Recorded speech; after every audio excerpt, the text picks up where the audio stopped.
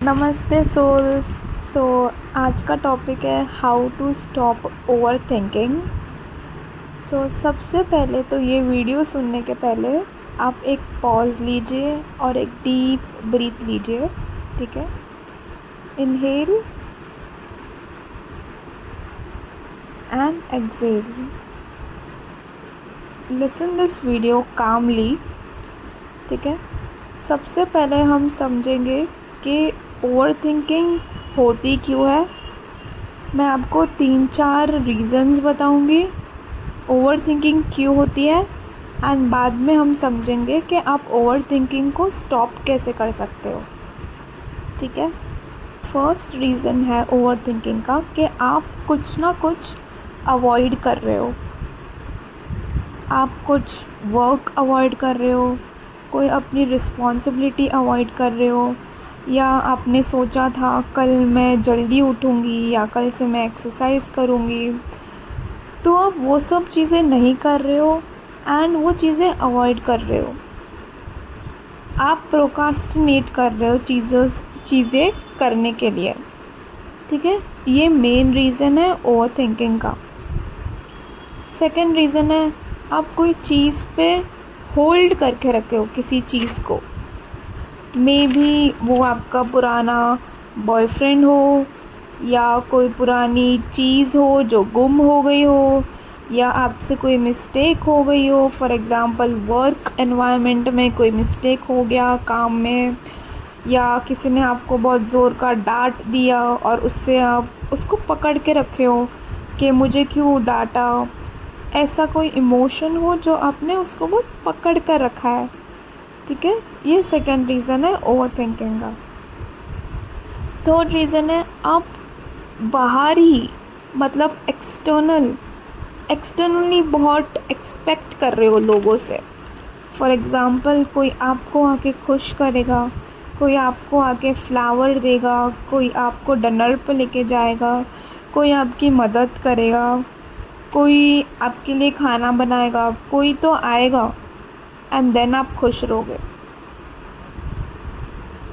Basically आप wait कर रहे हो किसी के आने का और आप एक्सपेक्ट कर रहे हो कोई इंसान आपको आके खुश करेगा।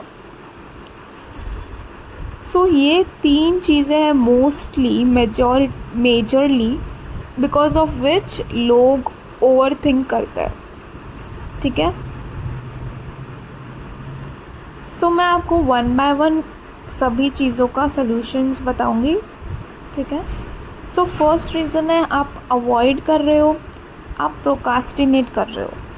चाहे वो रिस्पॉन्सिबिलिटी अवॉइड करना हो, या प्रोकास्टिनेट करना हो, या खुद की जो प्रॉमिस किया था आपने खुद से कि मैं कल से जल्दी उठूँगी, मैं कल से रोज़ जिम जाऊँगी या जाऊँगा, तो आप ये सब चीज़ें अवॉइड कर रहे हो।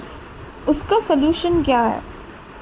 आपको आपकी हैबिट्स पर ध्यान देना है, आपको वो चीज़ें करनी है। ठीक है, आपको पैटर्न ब्रेक करना है। जब आपको सेल्फ अवेयर होना है। फॉर एग्ज़ाम्पल अब आपको पता है कि मॉर्निंग में जल्दी उठने के लिए रात को जल्दी सोना पड़ता है, करेक्ट? तो अपनी धीरे धीरे आदतें को सुधारो। तुरंत तो रिज़ल्ट नहीं आएगा। आज आपने सोचा कि हाँ कल मैं सुबह 6 बजे उठ जाऊँगा, तो which is not possible practically. Body को भी एडजस्ट होने में टाइम लगता है। ठीक है, क्या करो? फॉर एग्ज़ाम्पल आपका गोल है मॉर्निंग में 6 बजे उठने का, तो अभी आप कल से मे बी 11-12 बजे उठ रहे होंगे या 10-11 बजे उठ रहे होंगे, तो आपका गोल होना चाहिए कि आप 8 बजे उठो, ना कि डायरेक्टली 6 बजे उठो। ठीक है, now your focus must be कि आप मॉर्निंग में 8 o'clock को उठो। अगर आप चाहते हो आप रोज़ 5 पेजेस टू 10 पेजेस बुक्स के पढ़ो, तो मेक श्योर करो कि आप नेक्स्ट डे उठकर 1 पेज पढ़ो। डायरेक्टली ऑन द रिज़ल्ट जाने की ज़रूरत नहीं है, डायरेक्टली मेन गोल पर जाने की ज़रूरत नहीं है। धीरे धीरे मोमेंटम होगा एंड देन आप उस अपने मेन गोल पे पहुंच जाओगे। ठीक है, अगर आप रिस्पॉन्सिबिलिटी से भाग रहे हो या कोई भी नेसेसरी चीज़ से भाग रहे हो कि आपको बैंक जाना है और वो आप अवॉइड कर रहे हो कि मैं कल जाऊँगी, कल जाऊँगा, देन वैसे वो होता नहीं है एंड इसलिए आप ओवर थिंक करते रहते हो। Just do your work. Procrastination इतना मत करो। और प्रोकास्टिनेशन को क्या किल कर सकता है? Only and only action. अपनी बॉडी को हिलाओ, action low, don't think much. Just कोई भी काम हो तुरंत कर लो उसको, सोचो मत उसका कैसे होगा क्या होगा, कर लो। आपको पता है कि आपको बैंक जाना है, आपको पता है कि आपको दूध लेने जाना है, आपको पता है आपको न्यू शूज़ लेना है बिकॉज़ आपके पुराने जूते जो है फट गए हैं, तो आपको न्यू शूज़ लेना ही पड़ेगा एंड इट्स ओके। इसका बाय रिज़ल्ट मत सोचो कि मेरा खर्चा हो जाएगा या फिर खर्चा होगा ही। Even if you want to buy a milk, even if you want to buy water bottle, तो भी आपका खर्चा होगा 5-10 रुपीज़, बट खर्चा होगा। मनी भी एक एनर्जी है, मनी भी फ्लोइंग एनर्जी है, राइट? इसके ऊपर मैं नेक्स्ट टाइम वीडियो बनाऊंगी रिगार्डिंग मनी। बट यहाँ आपको एक्सपेंस के बारे में या कोई भी रुकावट के बारे में सोचना नहीं है। प्रोकास्टिनेशन इसलिए ही होता है क्योंकि हम प्रॉब्लम्स को जल्दी देख लेते हैं। तो प्रॉब्लम्स को देखो मत। आपको पता है कि आपको जिम जाना है, तुरंत बैग उठाओ, शूज़ पहनो और निकल जाओ जिम के लिए। आपको पता है आपको न्यू शूज़ लेने हैं, तुरंत मॉल में जाओ या कहीं भी बाजू वाले शॉप में जाओ और ले लो, ख़रीद लो शूज़। इट्स ओके, थोड़ा खर्चा पैसा आता जाता रहता है, ठीक है। फिर नेक्स्ट थिंग है आप holding on to something. May be आपको फ्रस्ट्रेशन होता है किसी के टुवर्ड्स, एंगर है किसी के टुवर्ड्स, हेटरेड है किसी के लिए टुवर्ड्स, आपको ऐसा रिवेंज वाली फीलिंग है, तो उसको होल्ड ऑन टू मत करो, उस सिचुएशन को, उस इमोशन को। लेट इट रिलीज़ करो। आई नो कि फ्रस्ट्रेशन कभी कभी बहुत ज़्यादा रह सकता है, इसलिए आपको रिलीज़ करने के लिए आप फर्स्ट थिंग ट्राई कर सकते हो जर्नलिंग। जो भी आपके मन में जो भी इमोशंस है उस सब चीज़ को लिख दो। ऐसे लिखो जैसे आप फ्रेंड से बात कर रहे हो, ठीक है। सब कुछ अपने मन में जो भी है सब कुछ A to Z word to word आपको लिखना है, जैसे आप एक दोस्त से बात कर रहे हो। एंड आपको बिलीफ रखना है कि यस मेरी ये बातें सुन रहा है, कोई तो है जो सुन रहा है, एंड यस यूनिवर्स सुनते हैं, ठीक है। सारे इमोशंस निकाल दो, चाहे कोई भी हो, कुछ भी हो, चाहे आपका ब्रेकअप हुआ है या आपके रिलेटिव के टुवर्ड्स एंगर है या किसी ने आपको मोटा बोला, किसी ने आपको पतला बोला, बॉडी शेमिंग किया, किसी ने आपको कुछ भी इंसल्ट किया हो, तो वो सब बातें हम होल्ड ऑन करके रख जाते हैं। आपके बॉस ने आपको चिल्ला दिया, एनीथिंग, ये सब बातें दिल पर लग जाती है और हम ओवरथिंक करने लगते हैं। रिलीज़ करो उसको, जाने दो, पर्सनली मत लो कुछ, ठीक है। जर्नलिंग करना आपको, release, take deep breath and release. Write करो सब कुछ जो भी emotions and release.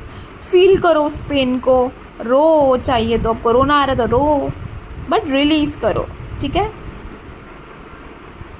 Third thing कि आप एक्सपेक्ट कर रहे हो को कोई आपको आकर खुश करेगा और देन आप खुश होगे। फॉर एग्ज़ाम्पल बहुत लोग ऐसे सोचते कि मेरी शादी हो जाएगी फिर मैं घूमने जाऊंगा, मेरी शादी हो जाएगी फिर मैं ट्रिप मारूंगा, मेरी शादी हो जाएगी या फिर मेरा पार्टनर आएगा फिर मैं उसके लिए उसके पैसों से शॉपिंग करूंगी या एनीथिंग। आप वेट क्यों कर रहे हो? फर्स्ट ऑफ ऑल, लाइक अगर आप किसी एक्सटर्नल चीज़ के लिए वेट कर रहे हो then you are in a waiting frequency. And कहीं लिखा थोड़ी है कि आपकी शादी या पार्टनर के लिए आप रुकोगे तब लाइफ अच्छी होगी। यू नेवर नो आपका पार्टनर कैसा होगा। ऑब्वियसली आपका पार्टनर अच्छा ही होगा, पॉजिटिव सोचोगे अच्छा ही होगा, बट इमोशंस होते हैं, कभी कभार फाइट्स भी हो जाती है, there is so many things which happen. तो आप ऐसे तो नहीं सोच सकते हो ना कि कोई आके मुझे खुश करेगा, कोई आके मुझे फ्लावर्स देगा। आप खुद के लिए फ्लावर्स बाय करो, आप खुद को डेट पर लेके जाओ। जब तक आप खुद से प्यार नहीं करोगे पूरी तरह, तब तक आप एक वेटिंग के फ्रीक्वेंसी में ही रहोगे, और यूनिवर्स को सिर्फ वेटिंग की फ्रीक्वेंसी समझ में आती है। खुद से इतना सेटिस्फाई हो जाओ कि आप खुद को बोल पाओ that yes, right now at this moment I am at peace, I am not chasing anyone. मैं किसी को चेज़ नहीं कर रही हूँ, मैं किसी के मैसेज के लिए वेट नहीं कर रही हूँ। कोई मुझे मैसेज करेगा फिर मैं खुश होऊंगी, कोई मुझे टेक्स्ट करेगा तो मैं खुश होंगी, कोई मुझे मिलने आएगा फिर खुश होंगी। एक ऐसे स्टेज पर आ जाओ, अपनी मेंटालिटी को ऐसे बना दो दैट इट्स ओके, कोई आए या ना आए, मेरा इनर पीस से मैं खुश हूँ। अपने आप को ऐसे बोलते रहो that I am whole, I am enough. I know partner की बहुत ज़रूरत होती है, बट आप चेज़ मत करो किसी को, और एक्सपेक्ट मत करो कि कोई आपको आगे खुश करेगा। ट्रस्ट करो, बिलीव रखो यूनिवर्स पर कि यस, सही टाइम पर मुझे मिल जाएगा, मेरा लाइफ पार्टनर जो भी है मुझे मिल जाएगा। Have faith, don't chase anything, ठीक है। अपने स्टैंडर्ड्स को हाई रखो, जैसे आप चाहते हो वैसा ही आपको मिलेगा, और कभी भी एक्सपेक्ट मत करो कोई आकर आपको खुश करेगा। एक्सपेक्टेशंस ही लोगों को ओवर थिंकिंग करवाती है कि अरे उसने मुझे टेक्स्ट नहीं किया, अरे उसने मुझे सीन जोन पर रख दिया। इट्स ओके, आपकी माइंडसेट को ऐसा बना दो दैट इट्स देयर लॉस, और इट्स नॉट अफेक्टिंग यू। ठीक है, सीन जोन कर देगा, बिग डील, इट्स ओके। सो ये रिवेंज वाली भावना और ये छोटे छोटे रीजंस के लिए दुखी हो जाना, ये सब होता है, आई अंडरस्टैंड।